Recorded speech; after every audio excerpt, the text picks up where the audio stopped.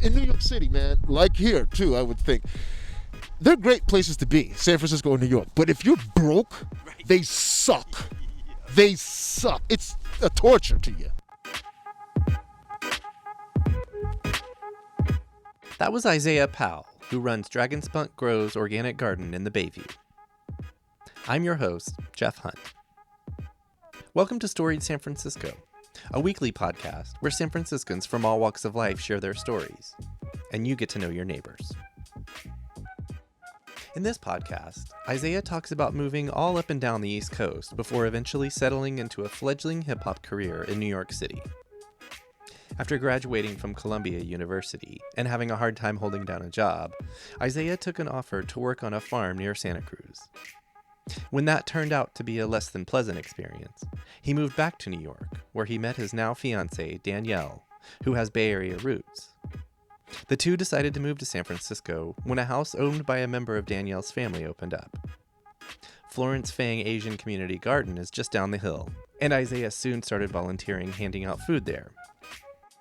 It was this work that eventually inspired him to start Dragonspunk Grows, which he'll talk more about in part 2 on Thursday.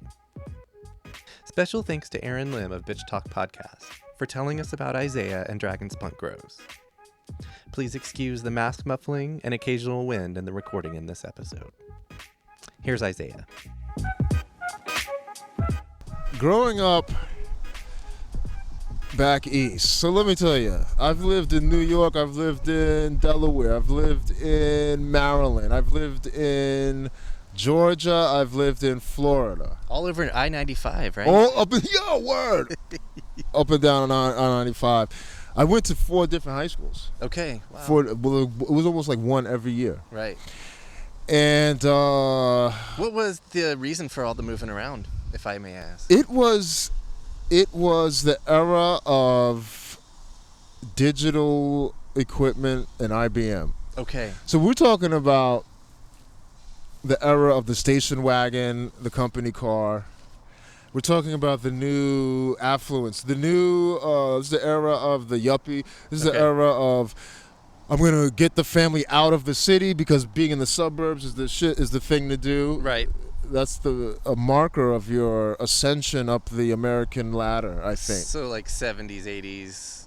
Yeah. Yeah, Now, my dad is from Jamaica. Okay. And he must have been one of the first Jamaicans in East Oakland. Okay. You're going to see some 360s. You're going to see some California being always somewhere in the line. That's part of California's story, I feel like. Dude. Yeah. IBM, boom. IBM sends him to New York. He meets Faith, my mother. I'm born. Where is she from? She's from New York. Upstate okay. New York, Got yeah. It. And then they moved out here.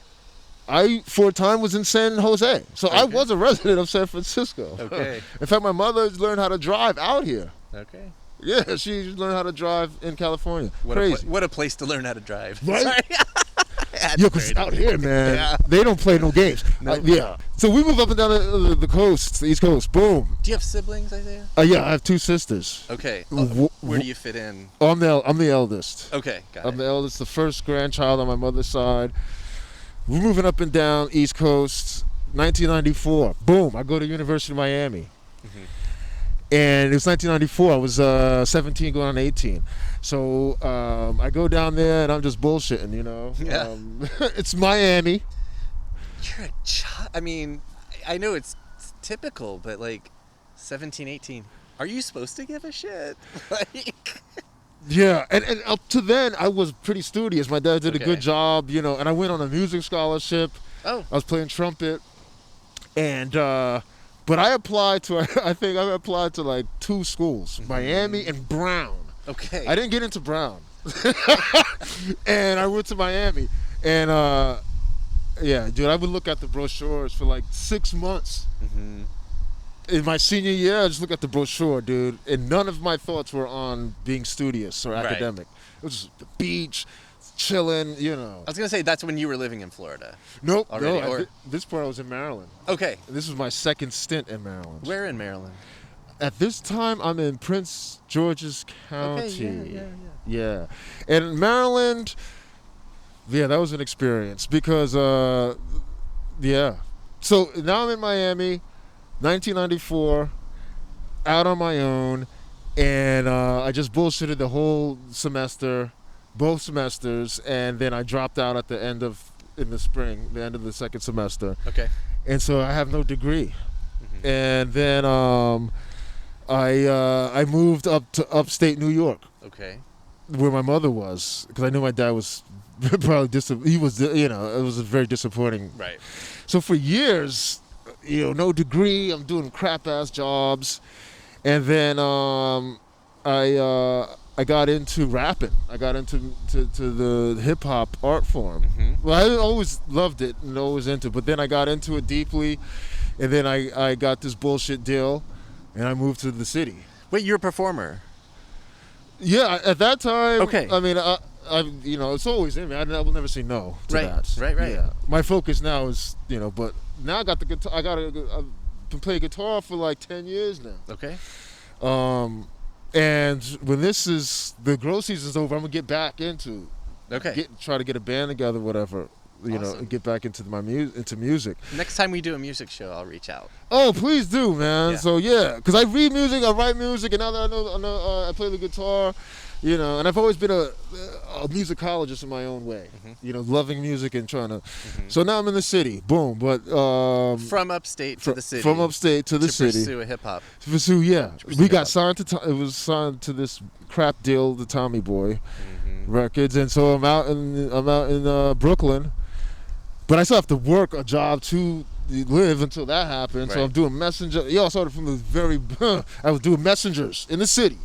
On a bike or? No, foot messenger. Foot messenger. For a reprographics outfit. Okay. And the pace of, as you could imagine, stunk. So I'm performing, doing that. And then, then it's always the conflict. Man, should I be back in school? Because my parents, everybody, no one believes in you until you make it in an art, in an entertainment thing. Right. Yeah, I'm pursuing this entertainment. Oh. So, and I'm doing it. Hey, you're getting older.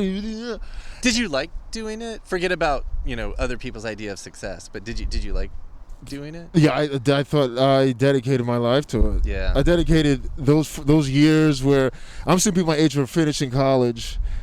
I was always conflicted. Should I go back to school or not? But I love performing. Yeah. And the thing is, I mean, I loved it, dude. And I just am so sure that I had something to offer, But one thing, I was very naive too. I didn't know the mechanisms of the entertainment industry, and sometimes I'm like, well, thank God, Exactly. because I was probably ripe for getting fucked over. It's a hornet's nest. A hornet or something. Viper's like nest. It's No disrespect to vipers, Yeah. because they on some shit in that world. Yeah. You know what I mean? Yep. So yeah, man. And so I'm seeing then in New York City, man, like here too, I would think. They're great places to be, San Francisco or New York. But if you're broke, they suck. Yep. They suck. It's a torture to you. Yeah. Because you're walking around opulence. It's in your face. In your face, dude. And so, being broke in any of these cities, it's not the place to be. Okay. So anyway, I'm going through that. And then, I guess right when Bush, was that 01? Yeah. Right before the towers came down. Or no, right after the towers came down, I said, "Shit, man, I'm gonna fucking go back to school. Okay. I gotta go back to school." So, cause I was working at Corbis, Bill Gates' company, had all the photographs since they came out. Put them in the Iron Mountain. I saw Hitler's bunker right after it got bombed. Oh shit. Yeah, ill photographs. They put them in these glass casings to preserve them. This is the actual paper. Crazy. And photographers, you go rent out. I need the picture of Muhammad Ali standing over Sonny Liston like this, and you rent that image. Jeez. Bill Gates owned this company that had all this shit. Him and that company in Time Life owns all stock of photographs. Right. I mean, vintage shit I would see from stuff like, whoa! I remember the Hitler's bunker shit was dope. I mean, just, the historical thing. That's where he killed himself, right? Yeah. And him and Ava Braun, Right. Yeah. So yeah, we got laid off from that. And that was a recurring thing, too, getting laid off. And I was like, shit, dude, I got to get a degree, because that'll save me. Then I'll be on board. I can get, an apartment without roommates and shit. So I went to Kingsborough Community College, one of the best schools ever. Okay. Where's that? That's in Coney Island, right on the beach, right on Manhattan Beach in Brooklyn. It's right on the ocean there. They're great school, great. And at the time, so I'm still pursuing hip hop still trying to. So I majored in broadcast management. Okay. 'Cause I was going to do the radio station and all that. Loved it, and then I'm back now as a student. I'm 4.0. Bam! I'm on the Phi Beta, the Phi Kappa thing. You've taken it seriously now. Yeah, but at the same time, though, I'm taking it seriously. But I guess I'm at a different headspace because I'm still like getting drunk every night, still doing hip hop. Okay. And then still, partying and chilling, but get my work done with perfection. You know what I mean? And because I'm into it hardcore. And then from there, they didn't have a broadcast department at the 4-year school. Okay. I went to after that. So then, boom, I got my associates. Okay, now I'm about to go to 4-year school. Bang, I'm going to be on. And then I made one of the worst mistakes in my life. I went to Columbia University. Oh, shit. Which, any joy you have in any subject, they do a great job of stifling that and suffocating any joy. So I say at the time in Kingsborough, I was writing what became this little indie film that me and one of my best friends who lives out here now, we're both from New York, we would do. So I'm starting to write that, and they don't have a broadcast management at Columbia, and so I'm like, shit, but I need to go here because just the name alone is going to give me the red carpet. And so, I would say, you know what? After I graduate, I'm just gonna photocopy the fucking diploma, stamp it on my head. So when motherfuckers ask, well, just look, 70 grand a year thinking. Yeah. This is back years ago. 70 grand ain't gonna do. So so I'm thinking that's what I'm thinking, and then boom. So I go there and, whoo, good God, racism. Our first film in film school was Birth of a Nation, but we didn't see Behind These Gates, which was the follow-up to that. Oscar Micheaux did that. Okay. And I learned that independent film started with these race movies in the 20s. Right. It wasn't in the 70s. It was in the 20s. But a lot of the film stock they had to take for the war, they needed cellophane. So a lot of it's if it's not in the archives, it's gone. The National Archives, it's gone. And they don't teach it at Columbia. No, that was my own independent research. Right. So that school, I became misanthropic because I said, wait a minute, all the people who are making life the way it is graduate from schools like these. Right. And on one hand, they're telling me this, we're liberal and whatever that means, and we're about social justice and all that. They hit you in the head with that. But I'm seeing the fruits of their labor, what comes out of that. Yeah, and so I said, man, I've been lied. I started hating humans. And I was like, whoa. I remember this one class we took. So we were reading Suicide by Emil Durkheim and shit. And we were talking, and he says, yeah, the work hours have been rising consistently, And he was talking about when they made dishwashing machines and appliances to make life easier and free up time. Ironically, time wasn't more free. In fact, we lost a considerable time with all these inventions. So, and then he said to the class, because we were talking about work hours per week. So yeah, it used to be 40. Now the average one is 60. And you see how you guys, the workload we give you guys, you're gonna go, and when you get a job, you're gonna raise the workload even more because we're training you with all this work to do as students. So when you get your first job, I just got out of Ivy school. Yeah. I want to work 80 hours. Then the boss is like, oh yeah. He's working 80 hours, or she's working 80 hours. Everybody work 80 hours, yeah. And also wages are stagnant or down. Stagnant, yeah, relative to productivity. And so when he said it to me, it hit me like boom. And I'm looking at the class, and I don't know if it went over or it didn't go in. They're just like, and I'm like, oh shit. This school is raising the next bunch of assholes who's gonna make shit harder. Right. and suckier. Mm-hmm. And these motherfuckers don't even effective. They're not even registering. It's not registering. Yeah. They're smart as hell, but that shit doesn't. And I look at some of the people I know. Robert Moses went there for a time. Robert Moses fucked up. Yeah. Yeah. This is what they put out of there. So yeah, man, I was really angry. And at the time, then I started working at Viacom. Did you actually graduate? Yeah. From Columbia? Yeah. Okay, so 2 years before. I didn't see it on your forehead, so yeah, because now, so then, like, what was it? It might have been 2009 or 8. I dropped out. Okay. I just didn't go back for the second semester. I said, fuck it. And then in 2012, I only had like another semester and a half to finish. Mm-hmm. So in 2012, I went back and finished it and got the degree. But there was no red carpet, though. Right. In fact, I had gotten laid off from Viacom a few weeks before graduation. Oh, shit. But I wasn't sweating. I said, yo, someone have this diploma. It's going to be smooth. Oh, no. The next job I had after that was working for Societe Generale, this investment bank, but contracted through their another company, and I was in IT. So, hey, my mouse doesn't work. Can you come up and fix it? Oh, yeah. Oh, well, we got to plug it in first. And then that makes it work. So at this time, I'm living in the Bronx, Co-op City, which is very north. Mm-hmm. And the job was in Jersey City. Oh, jeez. For 17, Oh. And then I remember one time I told the dude, I said, yo, I went to Columbia. And he looked at me and said, oh, yeah, how'd that work out for you? This is my boss. I was like, yo. And then I lost that gig. And I went back to school. And I was like, to the career department, whatever. And I'm like, yo, man, I need a refund. You know what I'm saying? Right. Because I still had $100,000 debt. Jeez. You know what I mean? I went to a job fair. I remember Unilever was there. And the night before, they prep you on how to, etiquette and shit. So, and I'm like, hey, I graduated like 2 years ago. No, it doesn't matter. We want to have your world experience. We want the candidate who has a world comprehensive experience and all that. I said, okay, all right. I'm going to go to this job fair, get my button-up tie, my button-up shirt and tie, go there, smile and be nice and happy and shit. And I remember I went to Unilever. I said, hey, it's me. Yeah, we're only taking seniors. If you could live out fantasy, if I could have made my fantasy a reality at that moment. So this was like 2014 or so, you said? Yeah, this is like 2013-14.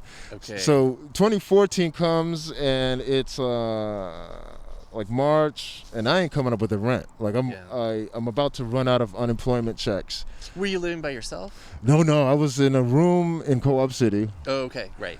And yeah, dude, it was running low, and then so I'm like, oh shit, man. And now my mom lived upstate, but I didn't want to take a step back, and the work I would be looking for would be in the city. So so it was getting pretty hairy.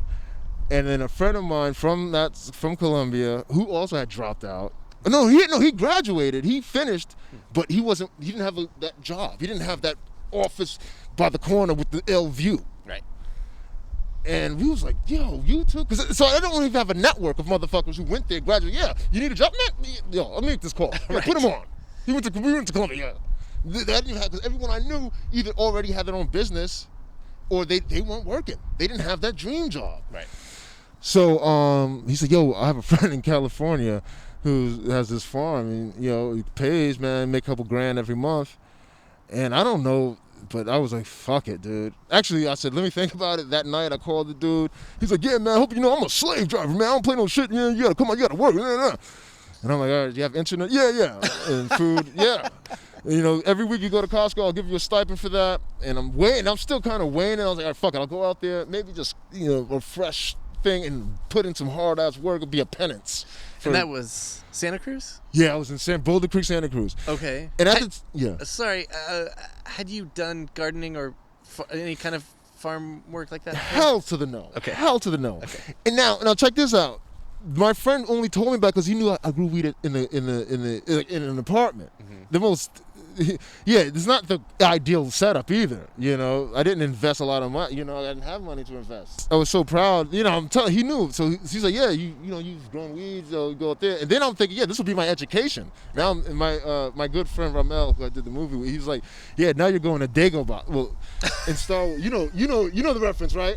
So Yoda. Where Yoda's from. Yeah, that's the plan he's on. That's where Luke went to go train. So my friend was like, yo, you about to go to Dagobah system, B, and learn and be taking shit.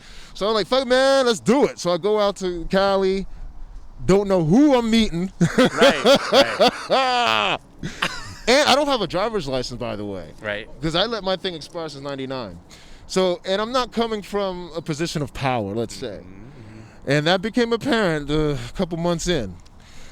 Yeah, because I can't drive to Costco to get food. Right. So I'm relying on somebody. A person who hunts rattlesnakes, which live there, not with a knife, but with a double-barrel shotgun. What the?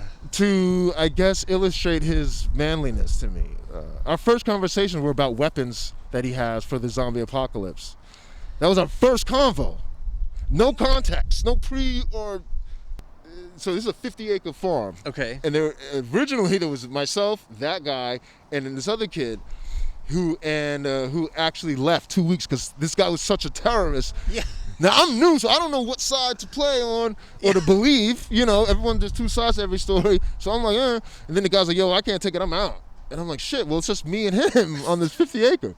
Because the boss, dude, he lives out here. And, you know, it's like an hour and something to get down. Yeah. So he's not there. Right. It's just me and him. And I'm like, shit, 50 acres? And then he showed me his side. Yeah. So like I said, he would hunt the fucking snakes with the gun. Boom! Man. And then he was the guy who went for Costco. Okay. So my position was, and I emailed friends and family, yo, this is what, if you don't see me, this is what happened, B. Okay. I'm up here in pieces on this mountain, which is an hour to drive up, an hour to drive down. I mean, I'm laughing, but that's also... That's scary. Oh, dude. I left. So, yeah, dude, it was like, hey, it can only get better from here, bro. It can only. Yeah. Because I'm on this.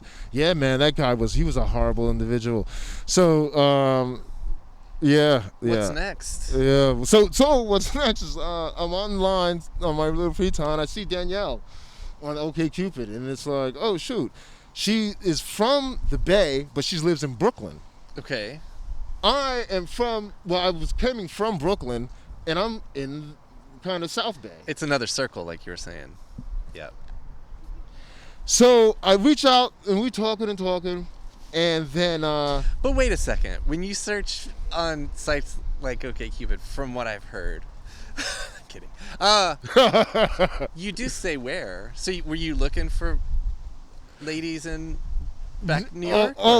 How did that come up? Were you already thinking maybe that you're going to go back there? Or? I think I was setting up shit for when I got back out there. Got it. Yeah. Okay, that makes sense. And then, because I got off, the one time I got off the mountain, so she happened to become she has a cousin in Half Moon Bay. Okay. She was coming in October to her wedding. Okay. And so I'm thinking, oh yeah, at one point, and that's the only time I ever got off, when she came and picked me up in October. And we drove and we went up to San Francisco. That was the only time that was 1 day off. That he let you leave. Yeah, well, the thing was, I don't have a car, no friends out there to come. Like this kid, he had his girlfriends would come, and he had the license, and there was a truck on the prop, so he would just go to Santa Cruz or San Jose, wherever, and have fun. Because the owner, you know, he lived out here. Okay. And he just had that, and he just wanted it to run. He didn't want to hear no squabbly shit, no problems. So yeah, man. So I'm emailing. I meet Danielle, and we just talk. And of course, I'm on I'm on this same different phone, but same line. Okay. I'm on a phone like this. Yep. It was monthly payments. And then, so there were a few months I couldn't communicate because I didn't have the phone. Shit. But we kept through with email. So boom, October comes. I meet her in person.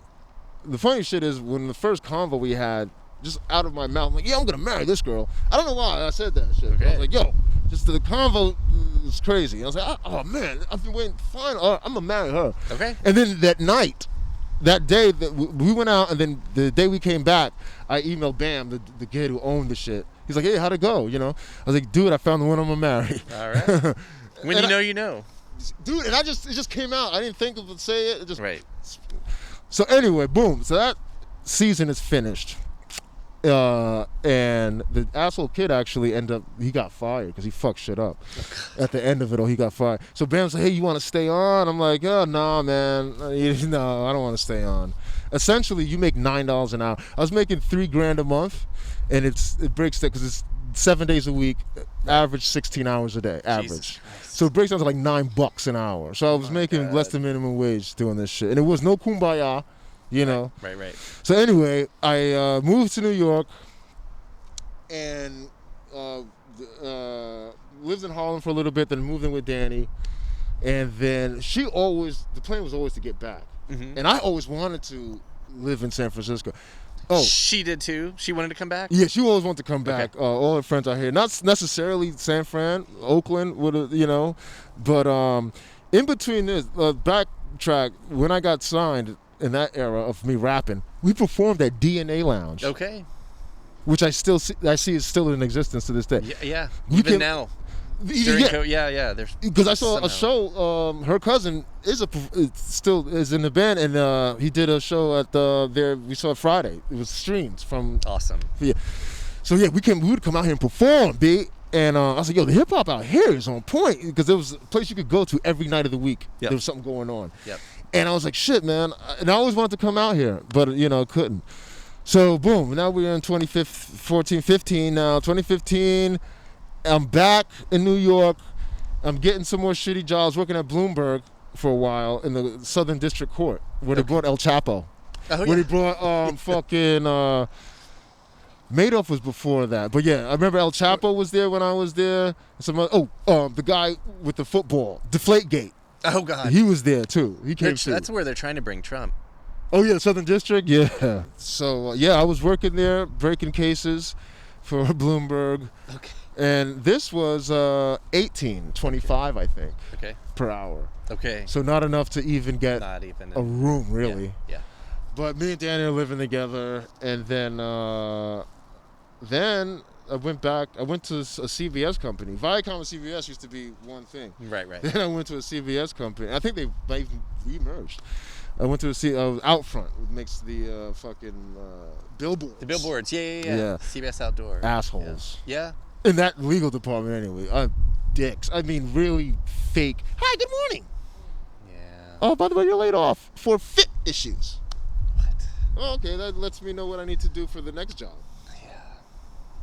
Either gain weight or lose weight, or run a marathon to be fit. Yeah. So what was that conversation that you and Danny had, where it was like, let's move out there? Oh, the conversation was like this. Her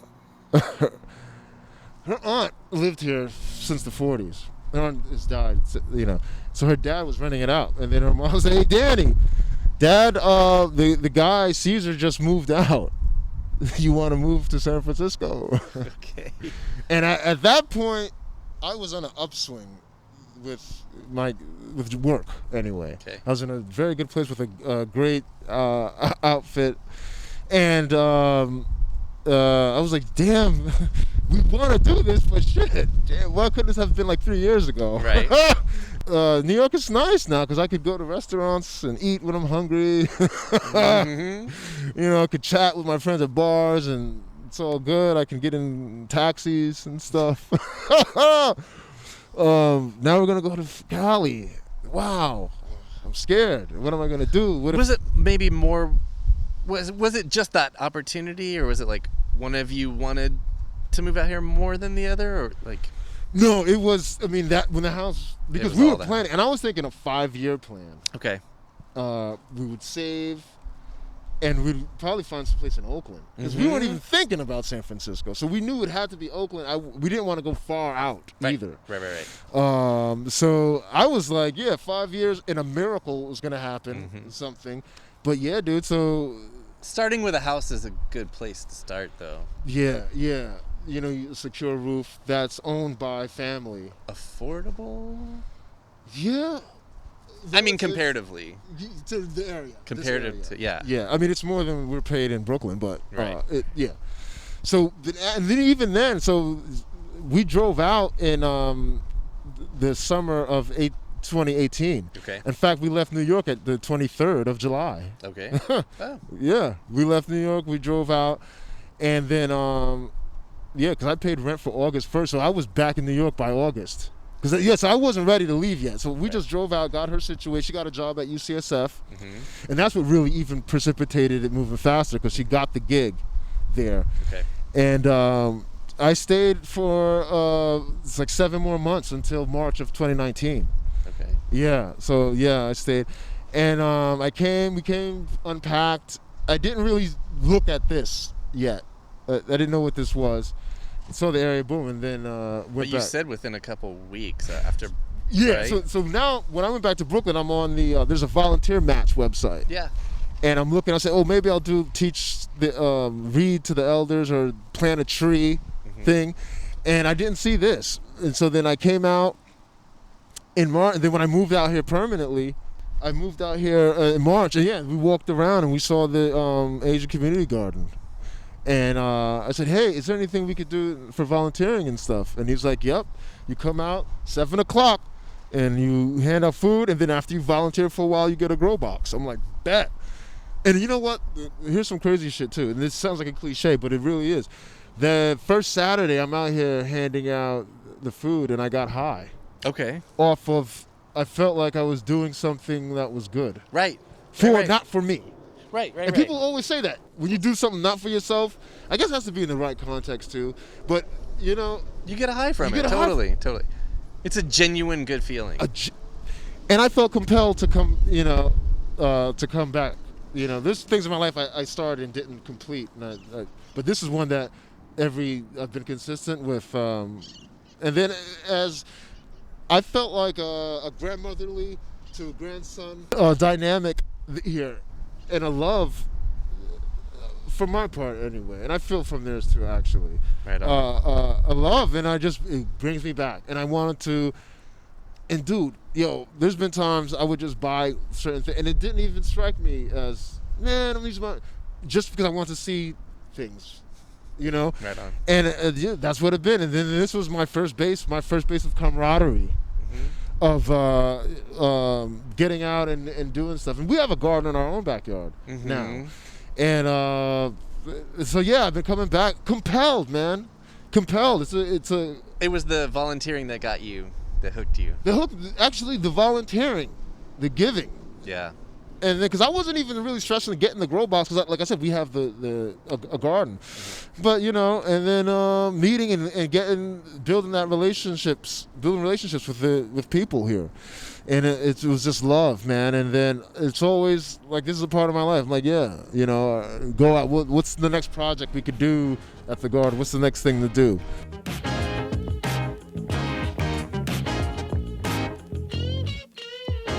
That was Isaiah Powell. On the next episode of Storied San Francisco, Isaiah will take us on a tour of the gardens, including how they came to be. Please join us on Thursday for part 2. Music for Storied San Francisco is by Otis McDonald. Photography is by Michelle Kilfeather. The show is hosted and produced by me. Michelle and I have produced more than 120 episodes over the last 3 years, and you can find them all over at our website, storiedsf.com. We're on Twitter, Instagram, and Facebook, as well as just about everywhere you can listen to podcasts. Please subscribe to stay up to date on all the content we publish. And if you have any feedback for us, or you just want to say hi, our email is storiedsf@gmail.com. Thanks for listening. Stay strong, stay safe, and stay healthy.